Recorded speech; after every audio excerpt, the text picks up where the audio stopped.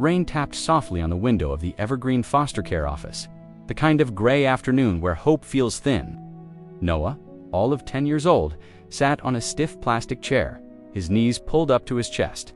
His backpack was clutched in his hands like a piece of armor. He'd been in the system since he was 3. 7 homes, 7 gut-wrenching goodbyes. The last family said he was too quiet. Too sad, not like their own. It was a familiar story now. He waited for Ms. Rivera, his new caseworker. He'd already made a plan, a defense mechanism honed over years of disappointment. Don't smile, don't speak, don't hope. When she finally walked in with tired eyes and a coffee cup in her hand, she almost didn't see him. He was just another file on her desk, another number in a long line of cases.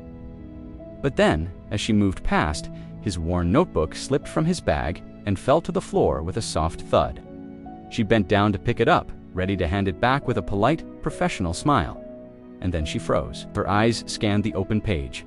Every single line was filled with the same sentence, written over and over again in a careful, looping script.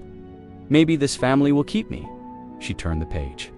Maybe they'll tuck me in. Another page. Maybe they'll say, I'm theirs.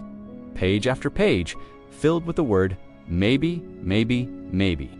The very last page was almost completely blank, except for one shaky line written at the very bottom. Maybe no one ever will. Ms. Rivera's breath caught in her throat. She looked at Noah truly, looked at him for the first time. She saw the small scabs on his knuckles, a silent testament to him punching walls when the tears he refused to shed became too much. She saw the way he flinched at loud voices, a reflex learned from years of uncertainty. She saw the mountain of hope he was too terrified to even whisper. She didn't return to her desk. Instead, she sat down on the chair right beside him, not as a caseworker across a desk, but as a person next to a child.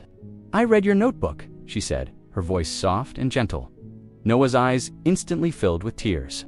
He just nodded, his head bowed in shame. You are not a burden, Noah, she continued, her voice firm but kind. You are a maybe worth fighting for. He didn't believe her, of course. Why would he? But the next day, Ms. Rivera did something no caseworker ever had. She took him home with her, not as a foster mom, not yet, just for dinner. She made pancakes, his favorite. They played a game of chess, which he won. She even let him choose the movie. As the night grew late, he hesitantly asked a question he hadn't dared to ask in years. Can I sleep here tonight? She simply said, yes. Night after night, he came back. She never pushed, never prodded. She just left the porch light on for him, a silent beacon of welcome. One evening, he found a brand new notebook lying on his pillow. He opened it. Inside, on the very first page, in her familiar handwriting, were the words, maybe I'll adopt you, maybe I'll be your mom, maybe you'll call me mama someday, and finally, maybe I already love you. Noah cried for the first time in years. Not tears of sadness or frustration, but tears of being seen, of being known. 6 months later, they stood together in a small, quiet courthouse. Ms. Rivera became mom. When the judge asked Noah, do you want this? He stood up tall.